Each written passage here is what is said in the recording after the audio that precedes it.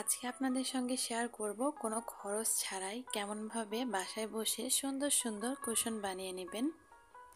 তো চলুন কথা না বাড়িয়ে শুরু করি।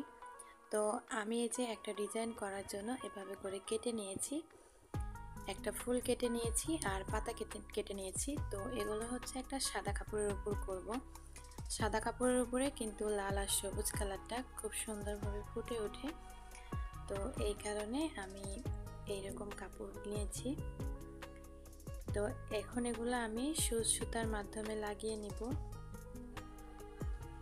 আর এই যে একটা বানিয়ে নিয়েছি লাভ লাভ করে কেটে। তো এই সবগুলোই কিন্তু হাতে সেলাই করে নিতে হবে, মেশিনে সেলাই করলে হবে না।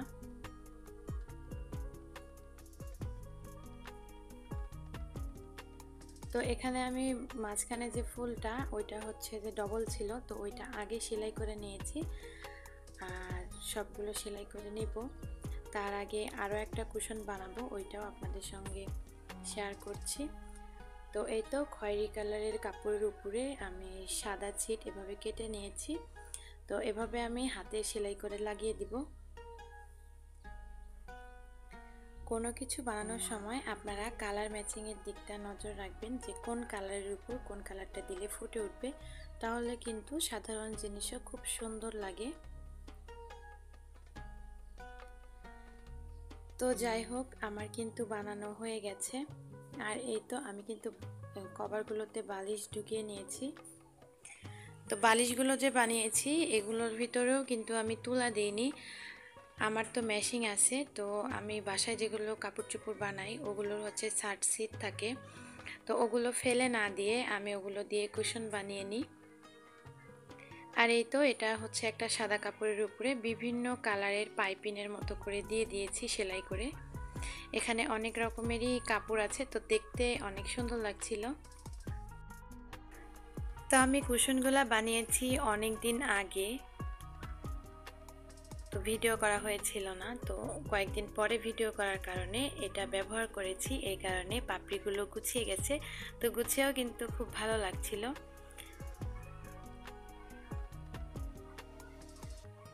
আর প্রত্যেকটা কুশনের পিছনে কিন্তু আমি চেন দিয়েছি।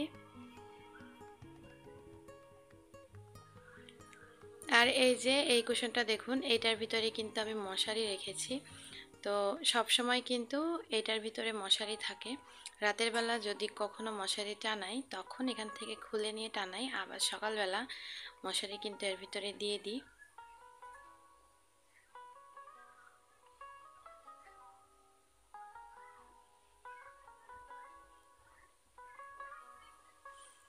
আমি একটা কুশনেও কিন্তু তুলা দিইনি, সবগুলো কুশনেই কিন্তু মশারি কিংবা যেগুলো আমাদের হচ্ছে মেশিনে কাজ করার পরে ছিট বেঁচে যায় সেগুলো ছিট। তো বড় একটা বালিশের ভিতরে আছে বাবুর কম্বল। তো এরকম করে কিন্তু আমি কুশনগুলো বানিয়ে নিয়েছি। তো আপনারা চাইলে কিন্তু বাড়িতে এরকমভাবে বানাতে পারেন। এই তো এইটার ভিতরে আছে টুকরা টুকরা ছিট, তো আর একটার ভিতরেও টুকরা টুকরা ছিট দিয়েছি, কিন্তু ওইটা আবার আলাদা করে একটা বালিশ বানিয়েছি। আর এটাও আমি একটা বালিশ বানাবো, বালিশ বানিয়ে তারপরে হচ্ছে এটাতে ভরবো, কিন্তু সে সময়টা পাইনি, এই কারণে এভাবে করে রেখে দিয়েছি। তো পরে একটা বালিশ বানিয়ে বালিশের মধ্যে এই টুকরো টুকরো কাপড়গুলো ঢুকিয়ে তারপরে কিন্তু আমি এই কুশনের মধ্যে আবারও ঢুকাবো। এই তো দেখুন, এটার মধ্যেও কিন্তু ছিটের টুকরা আছে, কিন্তু একটা বালিশ বানিয়েছি এর জন্য আর ছিটের টুকরাগুলো দেখা যাচ্ছে না।